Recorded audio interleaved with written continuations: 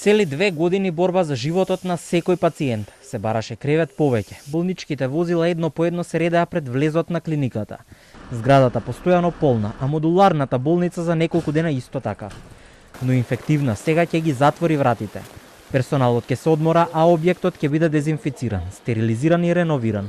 Така ќе биде во следните речиси 3 недели, затоа што нема ни приближно толкав наплив на пациенти како во минатото.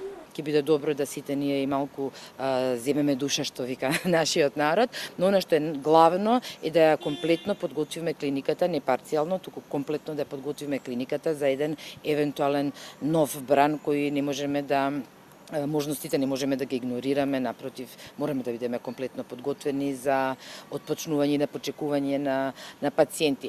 Пациенти има се уште и тоа само на 4-тиот кат во зградата, но тие веќе се или целосно оздравени или сосема на крајство за здравувањето. На прсти од една рака се бројат пациентите кои што во моментов се наоѓаат во болнички кревет на инфективната клиника. Тие за многу кратко ќе се заминат дома, а наместо нив ќе дојдат екипите кои што ќе направат дезинфекција на целиот тој простор. Заменските капацитети веќе се подготвени и планот е направен. Пациентите со ковид кои што имаат потреба од болничка нега ќе бидат згрижени во најголемата болница во државата. Пациентите ќе се префрлуваат како преоден период само во 8 септември.